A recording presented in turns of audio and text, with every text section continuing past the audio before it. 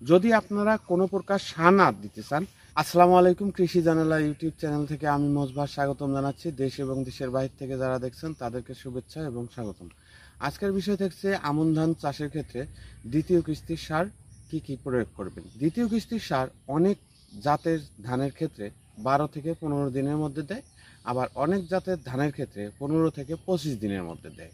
তো দ্বিতীয় কিস্তির সার আপনারা যখনই দেন না কেন, ইউরিয়া সার প্রয়োগ করতে হবে 7 কেজি হারে, এবং পাশ কাঠি বাড়ানোর জন্য সালফার 33% বিঘাতে আপনারা 2 কেজি অথবা 1 কেজি হারে প্রয়োগ করবেন।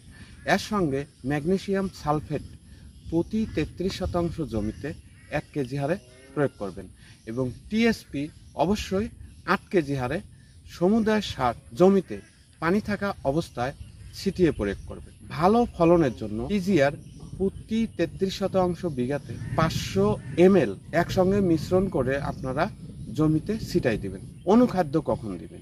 বোরনটা এই সমুদায় সারের সঙ্গে দ্বিতীয় কিস্তি 33% জমিতে বোরন 1 কেজি দিতে পারেন, অথবা বোরন আপনারা প্রতি লিটার পানিতে 2 গ্রাম হারে সার দেওয়ার 3 দিন পরে আপনারা স্প্রে করে দিবেন।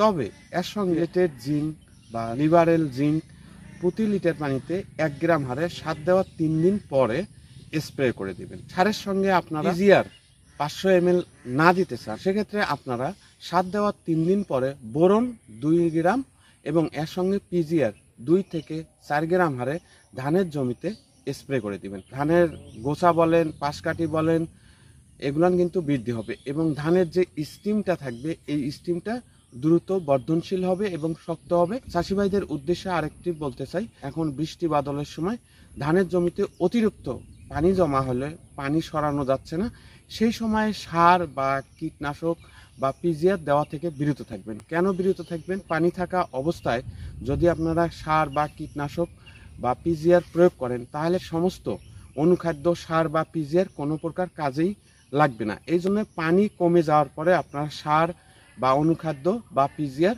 প্রয়োগ করবেন। গুরুত্বপূর্ণ টিপস, যদি আপনারা কোনো প্রকার সার না দিতে চান, সেক্ষেত্রে পাশকাঠি বা ধানের ফলন বৃদ্ধির জন্য আপনারা 33% জমিতে 8 থেকে 12 কেজি হারে সরিষার খোল 7 দিন ভিজিয়ে রেখে 10 লিটার বা 20 লিটার পানিতে ভরিয়ে পানি করে নিয়ে বা বাকেটে করে নিয়ে জমিতে ছিটাই দিবেন। তাহলে কিন্তু সরিষার খোল যখন আপনারা জমিতে প্রয়োগ করবেন, সেক্ষেত্রে কী হবে, মাটির গুণগত মানটা উচ্চ লেভেলের হবে, এতে করে পাশকাঠি বাড়বে, এতে করে ফলনটাও বেড়ে যাবে। ভালো থাকবেন, সুস্থ থাকবেন। আসসালামু আলাইকুম।